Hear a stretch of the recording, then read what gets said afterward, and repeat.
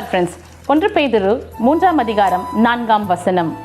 அழியாத அலங்கரிப்பாய் இருக்கிற சாந்தமும் அமைதலும் உள்ள ஆவியாகிய இருதயத்தில் மறைந்திருக்கிற குணமே உங்களுக்கு அலங்காரமாய் இருக்க கடவுது. அதுவே தேவனுடைய பார்வையில் விலையேற பெற்றது. எது விலையேற பெற்றதாம்?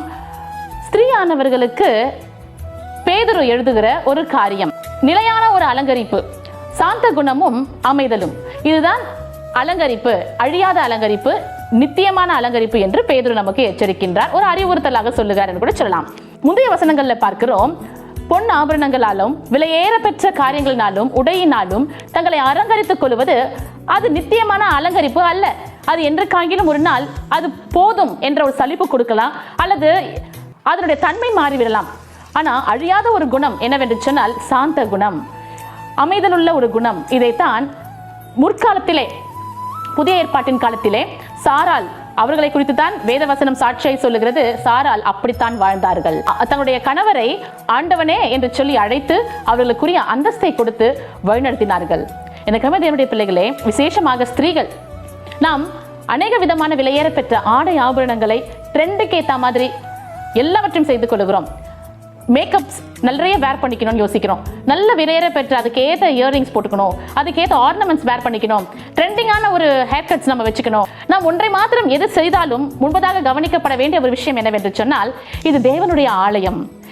இந்த ஆலயத்தில் தான் தேவன் வாசமாக இருக்கிறார். அந்த ஆலயம் பரிசுத்தமாக இருக்க வேண்டும். இந்த ஆலயத்தில் நம்ம சர்ச்சில் போயிட்டு வேற ஏதாவது ஒரு வரைபடம் நம்ம அறிந்து கொள்வோமா? இல்லை. அதற்குரிய அந்தஸ்தை நம்ம கொடுக்கிறோம், ஒரு மரியாதையை கொடுக்கிறோம். ஒரு ஆலயம் என்று சொல்லும் பொழுது அந்த காரியங்கள் எப்படி பக்தி விருத்திக்கு ஏதுவா இருக்கின்றதோ அதே தான் நம் உடலும் கூட அதை ஏற்றுக்கொள்ள வேண்டும், அதை நாம் செய்து கொள்ள வேண்டும். இன்று ஆண்கள் கூட நிறைய ட்ரெண்டிங்ல இருக்கின்ற ஒரு ட்ரெஸ்ஸை வேர் பண்ணிக்கணும் அல்லது மேக்கப்ஸ் போட்டுக்கணும் என்றெல்லாம் வருகிறார்கள். குறிப்பாக இங்கு பேதுரு சொல்லுகிறது பெண்களுக்கு.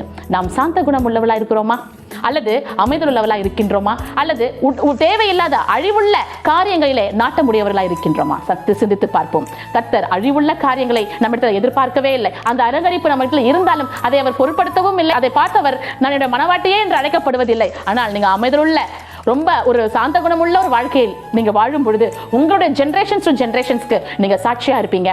அநேகர் உங்களை குறித்து சாட்சி சொல்லும் அளவிற்கு உங்கள் வாழ்க்கை மாறும். Have a blessed day. Praise be to God.